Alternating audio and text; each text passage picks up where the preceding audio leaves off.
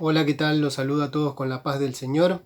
Vamos a dar comienzo a esta sección donde vamos a estar estudiando la palabra de Dios y a partir de ahora comenzamos con la carta de Efesios, una carta que realmente muy importante para la iglesia, ¿no? En donde nos muestra de alguna manera todo lo que la iglesia tiene, todo lo que la iglesia es en Cristo, qué posición tiene, ¿no? Y cuando hablamos de iglesia no estamos refiriéndonos al templo, ¿no? En donde nos reunimos, sino justamente a todos aquellos que nos reunimos para tener nuestros cultos al Señor. Todos los que somos hijos de Dios formamos parte de esta iglesia. Y esta carta de Efesios la podemos dividir en dos, ¿no? Los primeros 3 capítulos comienzan primeramente diciendo todo lo que tenemos como iglesia, como parte de esta iglesia y como parte de este cuerpo, ¿no? La carta lo va a poner en con esta referencia, ¿no? A la iglesia como un cuerpo. Y todo aquello que tenemos, qué posición tenemos en Cristo, ¿no? Una vez que somos sus hijos. Y toda la gran riqueza que tenemos, ¿no? Al ubicarnos en Cristo. De alguna manera, la primera parte nos va a ir mostrando esto, ¿no? Siempre hablando de la plenitud, de la riqueza y de un montón de cuestiones que son partes fundamentales de nuestra doctrina. Y los segundos 3 capítulos, los últimos, 3 capítulos de la carta, ¿no? Del 4 al 6, están conectados por un pues, ¿no? El capítulo 4 comienza con un pues, como diciendo, ya que ustedes tienen todo esto, ¿no? Lo que encontramos en los primeros 3 capítulos, y la iglesia tiene toda esta riqueza, entonces pues tenemos que andar de esta manera. Y la segunda sección va a tratar todo esto más práctico, en donde nos muestra, digamos, que bueno, ya que entendimos todo lo que es la iglesia y lo que tiene la iglesia, entonces debemos de vivir de esta manera. Y nos va a ir poniendo, ¿no? Capítulos que son muy conocidos, que muchas veces tomamos, ¿no? El 4, 5 y 6, en donde habla de las relaciones interpersonales, cómo debe manejarse una familia, cómo debe relacionarse la iglesia, ¿no? Cómo debe servir, incluso, ¿no? Con los dones, con los ministerios. Y el último capítulo, incluso también cómo está llamada la iglesia a batallar. Es decir, es como que va dando un crecimiento ascendente, ¿no? Digamos como que nos va mostrando primeramente la posición que tenemos para entonces vivir de esta manera y luego seguir creciendo hasta llegar a batallar en una batalla espiritual, ¿no? Termina el capítulo 6 mostrándonos esto de la guerra espiritual y cómo tenemos que batallar en oración contra no personas, sino contra principados, potestades, contra huestes espirituales de maldad, ubicadas en regiones celestiales. Es decir, va dando un desarrollo que muestra una madurez. Vamos a abrir la carta de Efesios, capítulo 1. Vamos a leer los primeros 14 versículos, que es esta primera unidad, que no vamos a desarrollar todos completamente en esta oportunidad, pero sí es digamos, todo un contexto, ¿no? Efesios capítulo 1 dice, versículo 1, Pablo, apóstol de Jesucristo, por la voluntad de Dios, a los santos y fieles en Cristo Jesús que están en Éfeso. Gracia y paz a vosotros, de Dios nuestro Padre y del Señor Jesucristo. Bendito sea el Dios y Padre de nuestro Señor Jesucristo, que nos bendijo con toda bendición espiritual en los lugares celestiales en Cristo, según nos escogió en Él, antes de la fundación del mundo, para que fuésemos santos y sin mancha delante de Él. En amor, habiéndonos predestinado para ser adoptados hijos suyos por medio de Jesucristo, según el puro afecto de su voluntad, para alabanza de la gloria de su gracia, con la cual nos hizo aceptos en el amado, en quien tenemos redención por su sangre, el perdón de pecados, según la riqueza de su gracia, que hizo sobreabundar para con nosotros en toda sabiduría e inteligencia, dándonos a conocer el misterio de su voluntad, según el beneplácito, el cual se había propuesto en sí mismo, de reunir todas las cosas en Cristo, en la dispensación del cumplimiento de los tiempos, así las que están en los cielos como las que están en la tierra. En él, asimismo, tuvimos herencia, habiendo sido predestinados conforme al propósito del que hace todas las cosas según el designio de su voluntad, a fin de que seamos para alabanza de su gloria, nosotros, los que primeramente esperábamos en Cristo. En él también vosotros, habiendo oído la palabra de verdad, el evangelio de vuestra salvación, y habiendo creído en él, fuisteis sellados con el Espíritu Santo de la promesa, que es las arras de nuestra herencia, hasta la redención de la posesión adquirida para alabanza de su gloria. Bien, y comienza, tenemos muchísimo contenido, ¿no? Así que no vamos a poder desarrollar todo en esta sola clase. Pero comienza acá el apóstol Pablo con su saludo típico, característico, ¿no? Con el cual siempre en todas las cartas, ¿no? Pablo, apóstol de Jesucristo, a los santos y fieles, ¿no? Gracia y paz, ¿no? De nuestro Dios y Padre. Con un, digamos, expresándose de una manera doble, podemos decir, o de una manera de a pares, ¿no? Comienza diciendo, apóstol de Jesucristo y de Dios, a los santos y fieles, gracia y paz de nuestro Dios y Padre, ¿no? Como todo, doblemente poniéndolo de alguna manera como expresando una abundancia, ¿no? De lo que está diciendo, de ya en el saludo simplemente, ¿no? De alguna manera es muy interesante tener en cuenta que Pablo está escribiendo esta carta desde la prisión, ¿no? Está preso y no hace ningún tipo de mención. De hecho, va a mencionar cuestiones como lo que acabamos de leer en esta primera parte del capítulo, ¿no? Bendito, bendición, ¿no? Nos ha bendecido. Una gran cantidad de cuestiones que recibimos de parte de él, ¿no? Como para mencionar algunas, escogidos, predestinados, aceptados, adoptados, redimidos, perdonados, ¿no? Y esta riqueza de su gracia de la cual habla Pablo, ¿no? De alguna manera creo que es interesante, ¿no? Y nos llama a que cada uno de nosotros podamos pensar, meditar, reflexionar en esto que vamos a leer y cómo todo esto que vamos a estudiar de alguna manera nos muestra la mirada que Pablo tenía de la vida, de esta situación en la que él se encontraba, como ni siquiera parece algo mencionado o parece ni siquiera tenido en cuenta. Está hablando de una abundancia, de una riqueza, de una sobreabundancia, un montón de palabras como plenitud, riqueza, la gracia, la abundante gracia de esta gloriosa gracia que tenemos en Cristo Jesús. Y es muy interesante que podamos pensar en esto que Pablo nos está diciendo. ¿Cómo puede, estando preso, decirnos, enseñarnos todo esto? ¿O por qué? ¿Y a qué nos llama a nosotros a pensar? ¿De qué manera podemos vivir esta vida que el Señor nos ofrece, que tiene para nosotros, ¿no? ¿Qué es lo que nos está diciendo?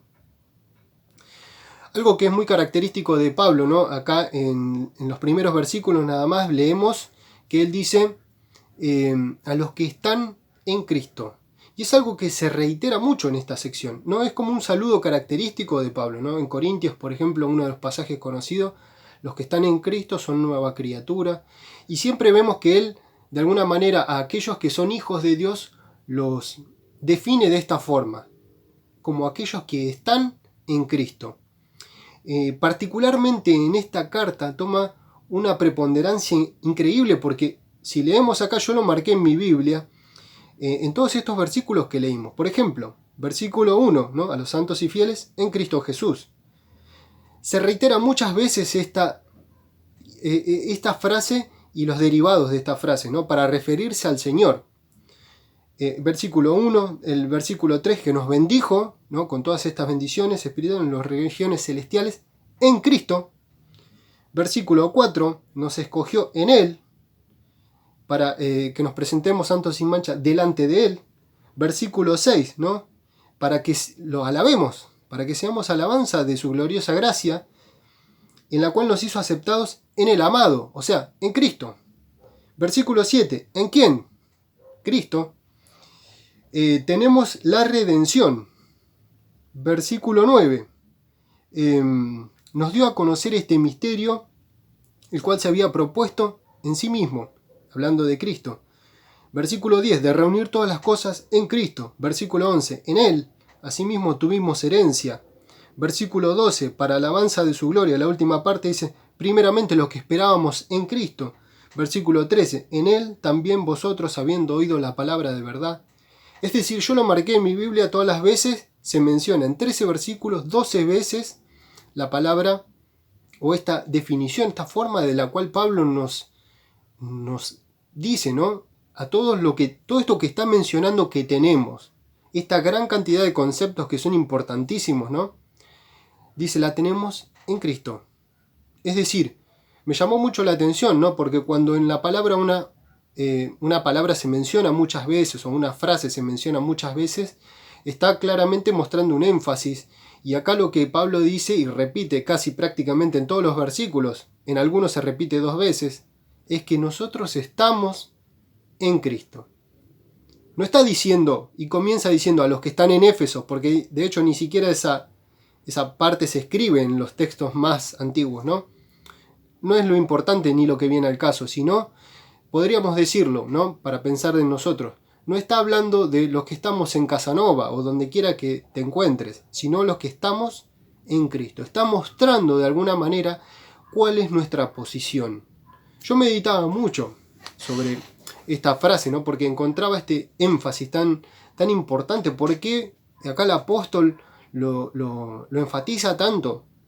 La importancia de estar, o a qué refiere, ¿no? ¿Qué nos remite cuando nosotros pensamos en esta frase? Estamos en Cristo. Y yo meditaba sobre esto, pensaba, creo que cada uno de nosotros podemos sacar muchas conclusiones de esto, ¿no? Pero a mí me vino la imagen de un hijo, ¿no? Que está con su padre, ¿no? Por ejemplo, acá tenemos en nuestra iglesia una embarazada, ¿no? Ruth. Y si nosotros pensáramos en esa bebé, ¿no? Decimos, ¿dónde está Vicky? Y bueno, creo que una manera muy adecuada de decirlo, diríamos, está en la panza de Ruth. Está en su mamá, literalmente está adentro de su mamá, ¿no? Sería como, pensaba en esta imagen, pensaba en un montón de imágenes. Pensé otra imagen de mi hijo, ¿no? Cuando se tiene que ir a lavar los dientes me dice, Cocochito, llévame. Entonces cuando yo lo subo, está arriba mío, en mi cabeza, literalmente está en mi cabeza, ¿no? Y creo que es interesante pensar cómo Pablo acá está hablando y se expresa siempre de esta manera. Estás en Cristo, literalmente, no estás en ningún otro lugar. Es decir, quita de alguna manera la circunstancia terrenal, ¿no? O el lugar en el que nosotros nos encontramos, para decir nosotros vivimos estando en Cristo. Y pensé muchas imágenes más que no vienen al caso, ¿no? Me parecieron muy lindas estas, ¿no? De cuando un padre, un hijo, una madre, un hijo, ¿no? Pero bíblicamente yo pensaba y meditaba sobre esto y creo que cada uno de nosotros podemos pensar en muchas imágenes. A mí me vino la que nos muestra el Evangelio de Juan, cuando dice Jesús, yo soy la vid. Utiliza esta imagen de una planta, ¿no? Como diciendo, yo soy la vid, ustedes son los pámpanos, las ramas. Yo soy la vid y ustedes son las ramas. Si ustedes permanecen unidos a la vid, si las ramas permanecen unidos a la vid, entonces sucede algo. Es decir, y creo que viene muy al caso, ¿no? Con esta expresión de lo que sería estar en algo que permanece, algo que está unido, no momentáneamente. Cuando leemos ahí, si quieren léanlo en su casa en otro momento, ahora no tenemos tiempo, en Juan 14, creo que es Juan 14, en Juan 15, los primeros versículos, nos muestra esta enseñanza mediante esta imagen, ¿no? Jesús dice, la rama no puede producir nada. Ustedes son las ramas, dice, ¿no? Los pámpanos. Una rama sola no produce nada. De hecho, cuando estamos unidos a Cristo, no es que nosotros producimos fruto, porque ahí lo dice claramente, ¿no? Es Dios quien produce el fruto en la rama para que la rama entonces lleve fruto. Es decir, cuando nosotros estamos permanentemente unidos a Cristo, entonces se produce algo en nuestras vidas. Eso es lo que dice, ¿no? Y creo que es una imagen extraordinaria para este caso, ¿no? Pablo dice, ustedes que están en Cristo. Y en Cristo es de la manera de la cual en nuestras vidas va a suceder algo. Y va a suceder todo esto que acabamos de leer en estos capítulos. Versículo 3. Comienza con una bendición, Pablo, ¿no? Bendiciendo a Dios. Dice, bendito sea el Dios y Padre de nuestro Señor, que nos bendijo a nosotros con toda bendición espiritual en los lugares celestiales. Primeramente, ¿no? Se menciona también ahí, porque Dios es bendito y Él nos bendice a nosotros, entonces podemos de alguna manera tener bendición, somos bendecidos. Y pensaba en esto, ¿no? Lo interesante de que cuando somos bendecidos, ¿no? Porque de alguna manera acá la palabra nos dice qué son las bendiciones o cuáles son las bendiciones. Dice, nos bendijo con toda bendición espiritual. Cuando leía esta parte, pensaba en cuando muchas veces nosotros tenemos conceptos de lo que es la bendición, ¿no? O manejamos, o en nuestra mente tenemos un concepto limitado tal vez de lo que es una bendición, ¿no? Muchas veces escuchamos, ¿no? Cuando decimos, alguien dice, me compré un auto. ¡Qué bendición! Dice, ¿no? La otra persona. Y si nosotros pensamos acá lo que dice, ¿no? Nos bendice con toda bendición espiritual, no está sacando lo otro, ¿no? Pero me compré un auto, ¿es una bendición? Sí. ¿O no? Depende. Depende del uso que le dé. Si uso ese auto, no sé, para algo que limite mi vida espiritual, claramente no va a ser una bendición. Pero si lo uso para llevar a los chicos a la iglesia, no solamente va a ser una bendición para mí, sino también para esos chicos.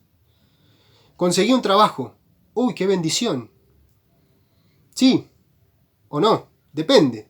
Si cuando comienzo a trabajar en ese lugar no me congrego más, claramente no va a ser una bendición. Es decir, muchas veces tenemos una mirada de qué es la bendición. Y no estoy diciendo con esto, que acá dice, nos bendice con toda bendición espiritual, esto no quita lo otro. No hay que hacer nunca esa diferencia entre esto es espiritual, esto es material, ¿no? Se ha hecho en la historia del cristianismo y lamentablemente no terminó bien porque no es así, porque todo parte de esta bendición espiritual que acá Efesios nos habla. Es decir, todo parte de lo espiritual y afecta a nuestra vida, en lo material, en cualquier otro ámbito. Muchas veces tenemos esa tendencia a separar, ¿no? Esto es espiritual, esto es material, esto es espiritual, esto es el cuerpo, ¿no? Muchas veces se hizo en la historia y también lamentablemente es algo equivocado y llevó a un mal desenlace. Esto es espiritual, esto es secular, mi trabajo es secular. No, mi trabajo, todo es para la gloria de Dios. Y todo lo que tenemos, ¿no? Aquellas cosas que obviamente pueden ser de bendición, dependiendo de cómo la utilicemos, muchas veces tendemos a apropiarnos de esas cosas cuando en realidad el Señor nos da para que lo usemos, como dice acá, ¿no? En este texto maravilloso, para alabanza de su gloriosa gracia. Cuando nosotros decimos nos bendice con toda bendición espiritual, de alguna manera nos lleva a pensar que hay bendiciones todavía mucho más importantes que las cosas que muchas veces pensamos, esto es la bendición. Como pienso, la palabra de Dios es una bendición que nosotros tenemos y gozamos y que es un privilegio que no todos han tenido, muy pocos de hecho. Los dones que el Señor nos da mediante el Espíritu Santo para que le sirvamos. Bueno, acá se mencionan muchísimas cosas de las cuales tenemos, ¿no? A ver, yo había anotado algunas.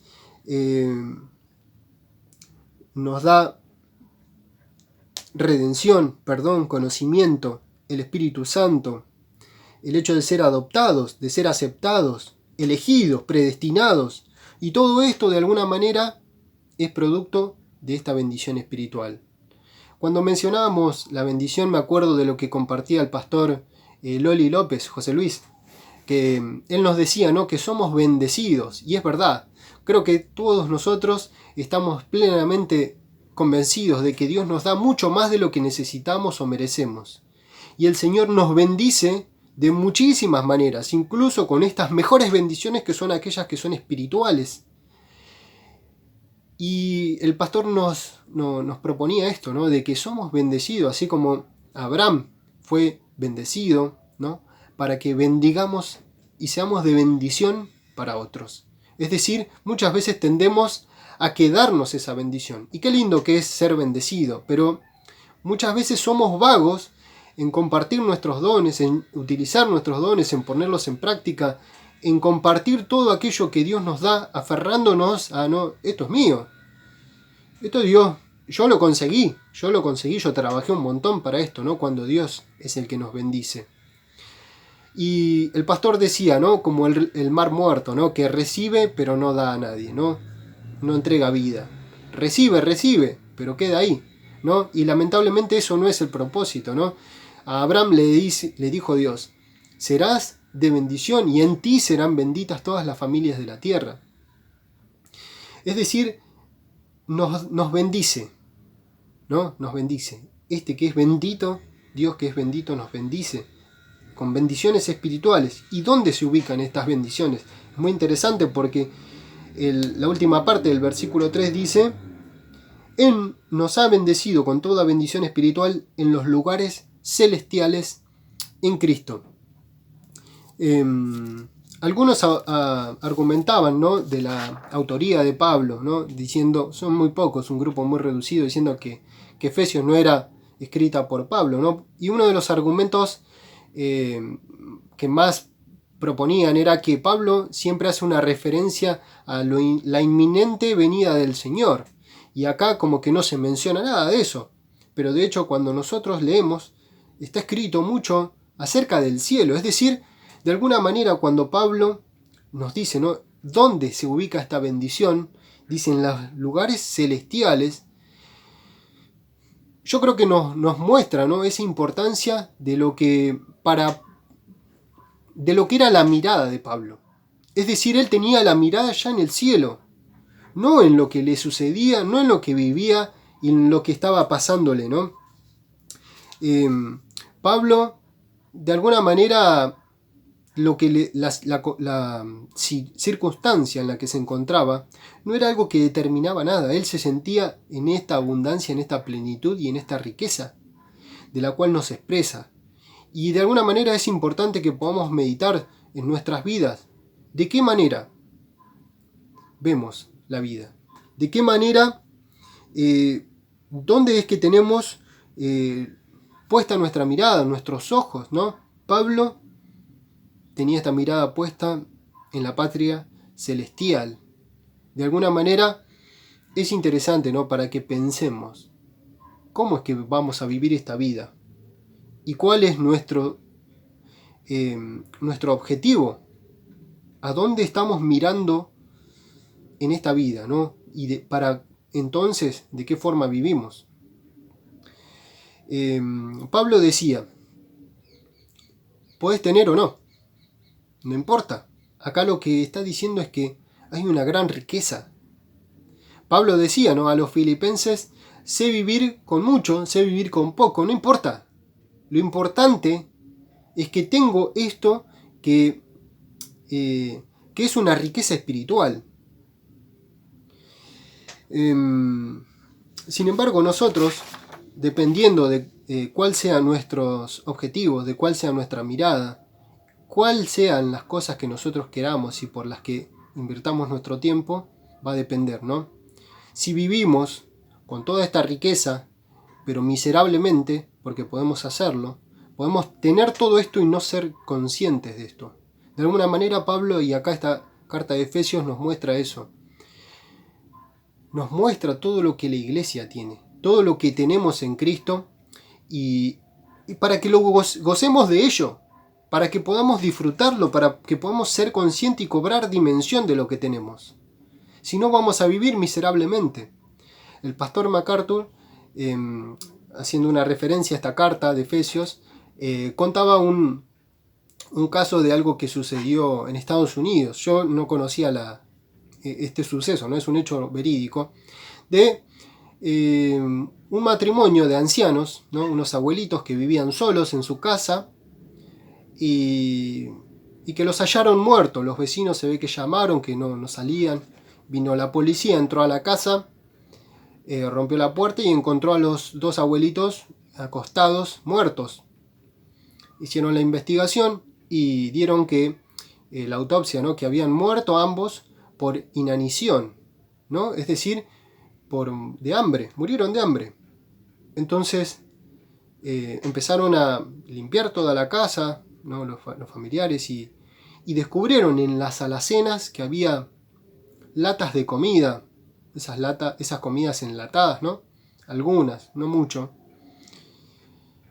Y grandes cantidades de miles de dólares guardados en la alacena, en otro lugar, ¿no? En la casa. Resulta ser que tenían una fortuna esta gente.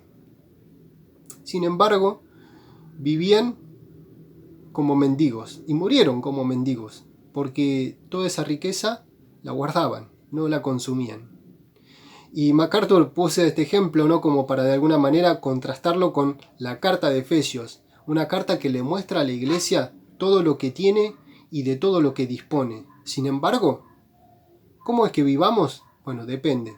Eso depende. Si nosotros queremos gozar de esta riqueza o si nosotros vamos a vivir espiritualmente hablando, ¿no?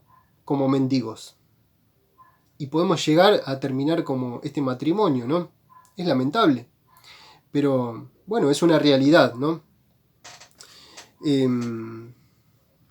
Continuamos. Versículos 4 y 5 dice, bueno, el gran tema que ha sido de muchísimo y de grandísimos debates teológicos a lo largo de la historia del cristianismo, ¿no? Versículos 4 y 5 vamos a leer. Dice, según nos escogió en él, Dios, ¿no? Antes de la fundación del mundo, para que fuésemos santos y sin mancha delante de él. En amor, habiéndonos predestinados para ser adoptados hijos suyos por medio de Jesucristo, según el puro afecto de su voluntad. Obviamente no vamos a entrar en debate teológico, ¿no? De lo que de esta doctrina, ¿no? De ser elegidos y predestinados. Son dos palabras que van de la mano, de alguna manera están muy relacionadas y ligadas en este sentido de que Dios nos eligió. Y sin entrar en un círculo que no nos va a llevar a ningún lado, simplemente me gustaría decir que esta elección, ¿no? De la que encontramos también en Romanos, ¿no? Y esta predestinación, en realidad son conceptos fáciles de entender, pero difíciles de asimilar o difíciles de aceptar muchas veces, porque la tendencia que tenemos humanamente es a racionalizar de alguna manera filosófica y desde la perspectiva de nuestra lógica humana que conocemos. Y el tema es que con Dios no podemos hacer eso. Es decir, con un Dios que excede la lógica de la que nosotros nos manejamos y conocemos, no podemos pretender llegar a un punto que para nosotros no es permitido alcanzarlo. Lo que sabemos, sí, es que la palabra de Dios lo dice, y está escrito, y acá lo tenemos, ¿no? No podemos negarlo. De alguna manera yo creo que, bueno, esto de ser escogidos y predestinados no es algo que inventó Calvino, ¿no? Sino que la palabra de Dios nos lo dice. Y si Dios lo dice, debemos aceptarlo por fe, ¿no? Me gustaría leerles simplemente en este sentido, algo que me pareció muy interesante, que el pastor John Stott escribe respecto de un comentario de Calvino. Dice: aunque no podamos recibir, ni por medio de argumentos, ni por razonamientos, de qué modo nos eligió Dios antes de la creación del mundo, sin embargo, lo sabemos porque Él nos lo declaró, y la experiencia misma es suficiente comprobante cuando estamos iluminados por la fe. Me pareció muy claro, muy conciso, muy explicativo, y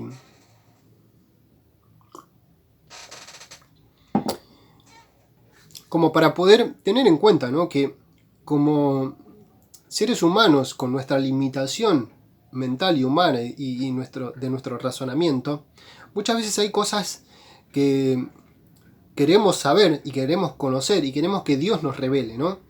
Pero que llegar a tomar una posición así, yo creo que en un punto hasta puede ser un acto de soberbia más, de los cuales muchas veces queremos como pedirle una explicación a Dios, ¿no? Y en este sentido es algo que nosotros aceptamos, y cuando aceptamos por fe esto, de alguna manera también impacta en nuestra vida en aquellas cuestiones que son, hablamos de filosofía recién, ¿no? Aquellas cuestiones, digamos, que como seres humanos nos preguntamos, nos cuestionamos y como que quisiéramos saber. Como más que nada esas preguntas existenciales que tenemos en algún momento en nuestra vida, todos pasamos, ¿no? Como diciendo, ¿por qué estoy vivo? ¿Cuál es el sentido de esto? ¿Por qué nací? ¿Por qué vine a este mundo? ¿Y por qué todo esto, no? Cuando nosotros aceptamos esta palabra, ¿no?, y de alguna manera sacamos y queda fuera todos esos cuestionamientos que mucha gente trata de, no sé, lo lleva al psicólogo o trata de encontrarle siempre una explicación buscando, no sé, tal vez su identidad, ¿no? Hay gente que pasa mucho tiempo como con ese vacío interior existencial de decir, necesito conocer de dónde vengo, quiénes son mis padres, mis antepasados, para poder encontrarme una identidad. ¿Cuál es mi identidad? ¿Cuál es mi razón también de ser, ¿no? De alguna manera, cuando nosotros entendemos esto, de que nosotros no nacimos y llegamos hasta acá producto de el descuido de nuestros padres, o ni siquiera producto de los planes de nuestros padres, ¿no?, sino porque Dios pensó en nosotros ni siquiera antes de que nazcamos, sino antes de que el mundo existiese. Es lo que nos dice, versículo 4. Según nos escogió antes de la fundación del mundo, pensó en nosotros y nos eligió, dice. Es extraordinario, y poder recibir esto es lo que quita por tierra, ¿no?, saca afuera todos esos cuestionamientos existenciales sobre los cuales Pablo nos muestra y nos dice, esto es lo que Dios le reveló a él. Podemos decir, hablando de uno de los ejemplos, ¿no?, de lo que es, bueno, decimos la elección de Dios, ¿no?, Dios eligiéndonos en Cristo, ¿no?, y con un propósito, ahora lo vamos a ver también. Y el concepto de la predestinación sería algo, sería, digamos así, como que Dios puso para nosotros un destino final pensado antes y trazó un camino para que nosotros transitemos por ese camino y lleguemos a ese destino final que es el cielo. Es decir, es maravilloso esto lo que nos está diciendo, ¿no? Dios nos puso en este lugar y nos marcó el destino desde antes para que nosotros lleguemos a ese lugar, que es esa patria celestial, ¿no? Creo que un ejemplo muy clarísimo de lo que es la elección en la palabra de Dios encontramos en el Antiguo Testamento que el pueblo de Dios fue un pueblo elegido, y de alguna manera esto de la elección de Dios, lejos de tener que darnos la soberbia de decir, bueno, yo soy el especial, el elegido, lo que debe llevarnos es a justamente lo contrario. En humildad reconocer que al final y al cabo nada de nosotros es porque nosotros hayamos tenido un mérito. Nada de todo esto que podamos conseguir y que es algo que tenemos y que disponemos y que el Señor nos da, nada de eso es por mérito nuestro. Y todo es gracias a Dios. Todo es, como dice el versículo 5, en amor Dios nos predestinó, en amor Dios hizo esto. Porque si es por nosotros, es imposible que podamos alcanzar una salvación. Todo es gracias a que Dios, no porque sea mejor que el mundo. De alguna manera lo que nos debe llevar es a esto. El pueblo también fue un pueblo, el pueblo en el Antiguo Testamento, un pueblo elegido por Dios para que sea un pueblo especial. No porque eran un pueblo especial antes. Dios lo eligió para que sea un pueblo especial. Vamos a leer Deuteronomio. Deuteronomio, ¿no? Porque el pueblo de Dios lo había sacado de Egipto, de la esclavitud,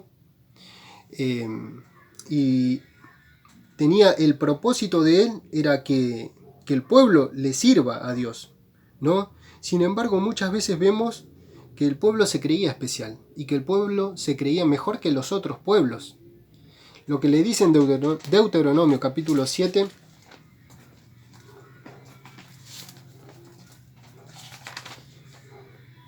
versículo 6. El pueblo muchas veces, antes de que leamos, se creyó que tenía a Dios.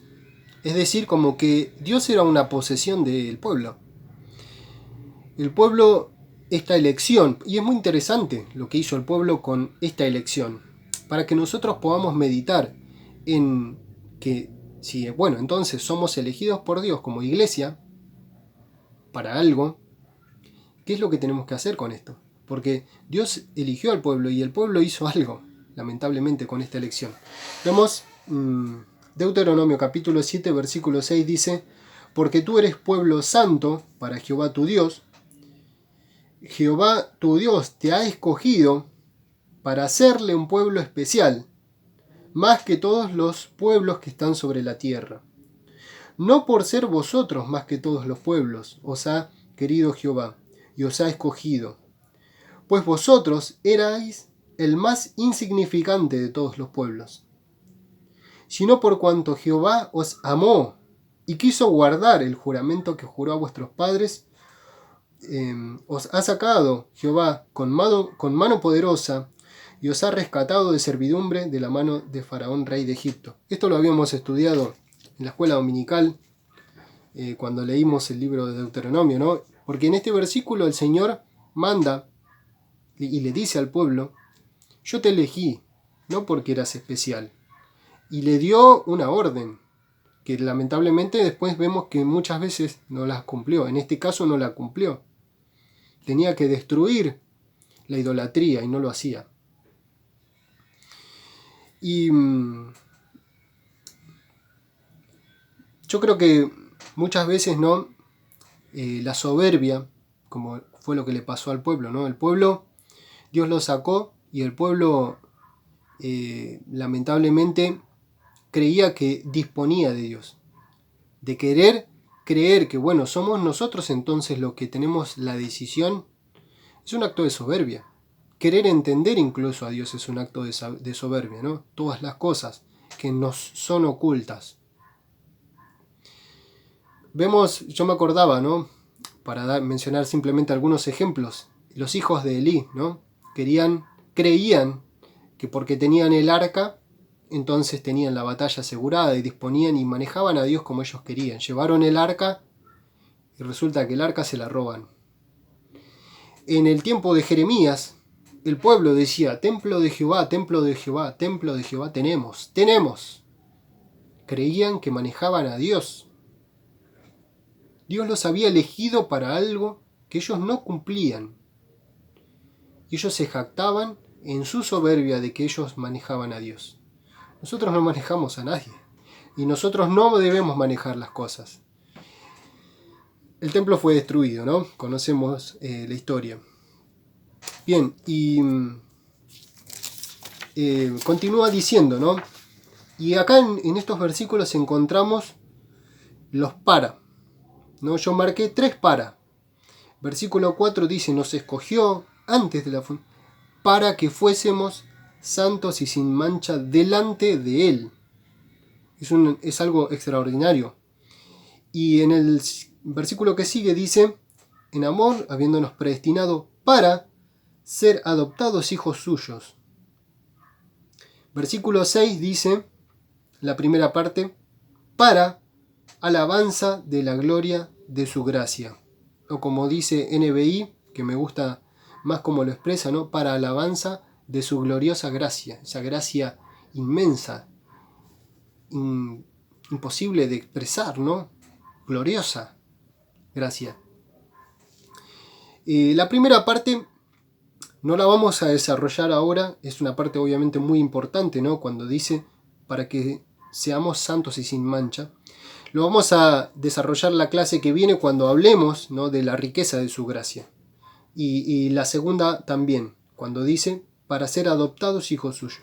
Yo quería que simplemente a modo de conclusión podamos meditar en la primera parte del versículo 6, el tercer y último para, en donde dice ¿para qué todo esto nos dio Dios?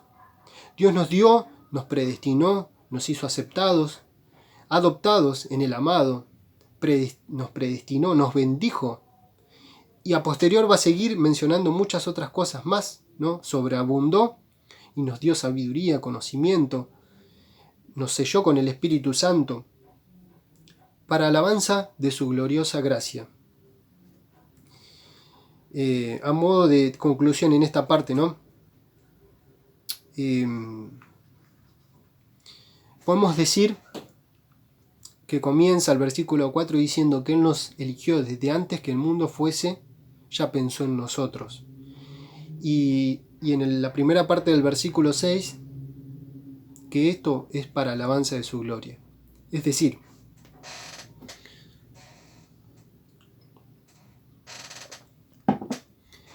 que todo comienza y todo termina en Dios.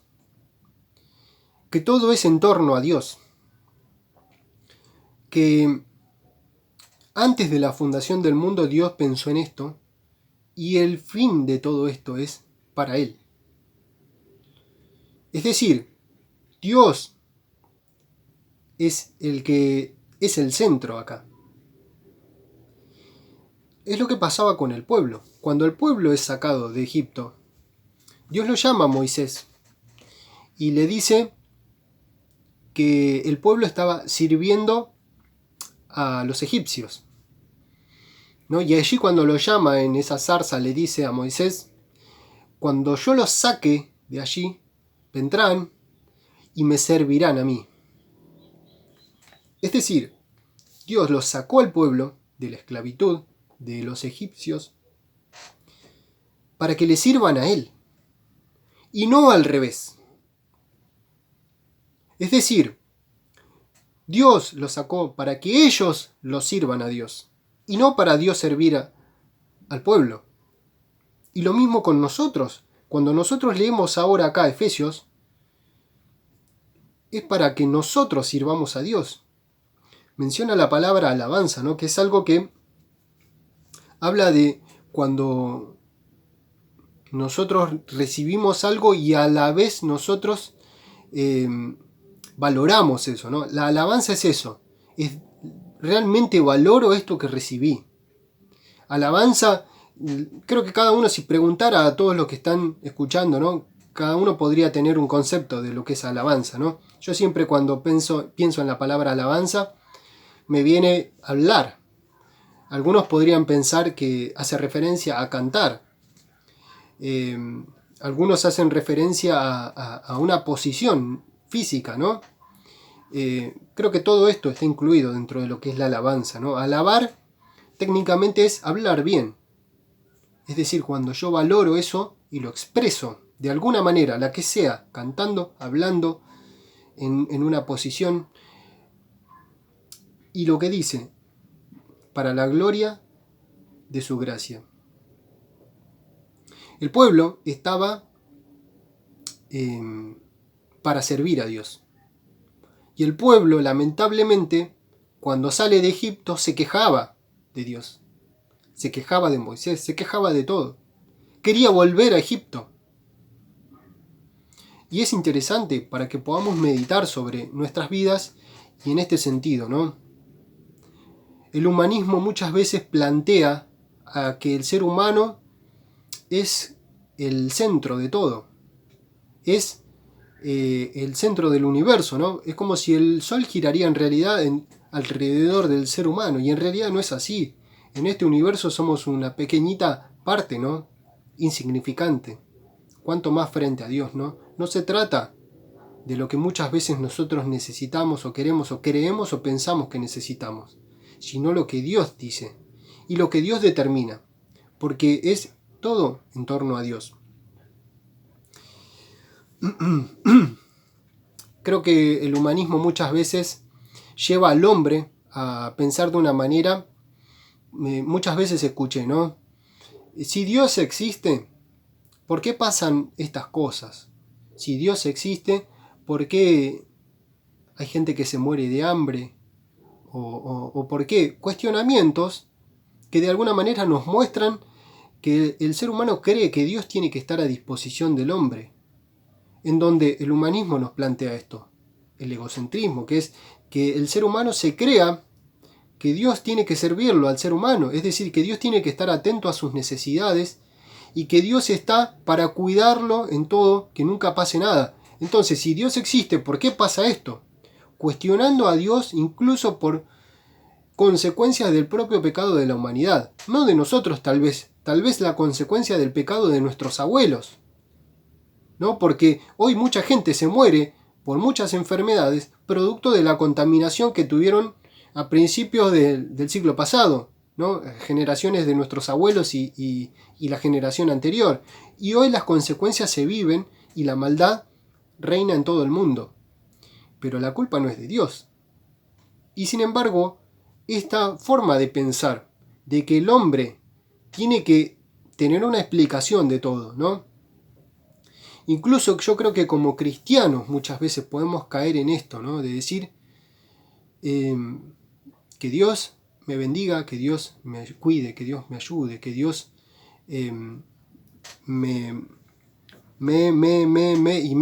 siempre me esté dando todo lo que yo necesito.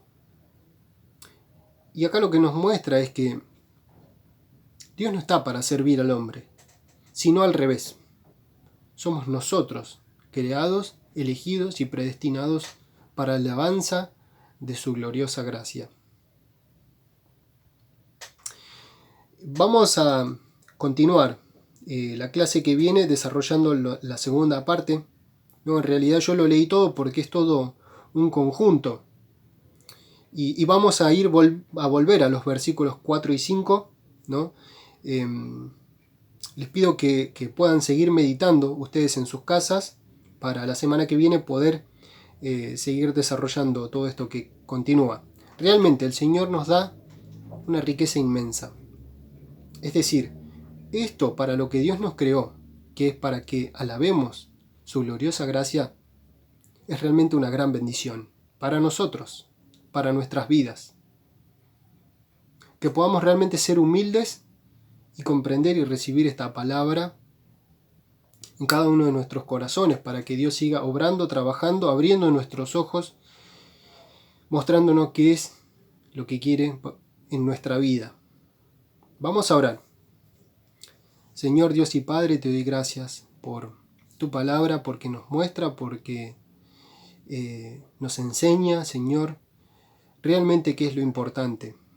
Muchas veces ponemos nuestra mirada y la depositamos en las cosas terrenales, Señor, cuando vemos que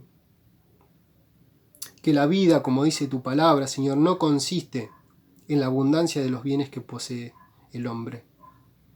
Sin embargo, muchas veces vamos detrás de cosas que no nos damos cuenta que no son lo importante. Y sabemos que vos nos bendecís con muchísimo más de lo que necesitamos, muchísimo más de lo que nosotros merecemos. Te pedimos que nos des sabiduría, que sigas añadiendo sabiduría en cada una de nuestras vidas, para poder comprender primeramente y cobrar dimensión de toda esta riqueza que contamos y que disponemos, para poder gozar de cada una de ellas, Señor, en cada una de nuestras vidas. Y que cada uno en lo individual podamos asumir este compromiso de crecer para que todos juntos como iglesia, como conjunto podamos avanzar y podamos crecer. En el nombre de Cristo Jesús te lo pido todo y te doy gracias. Amén.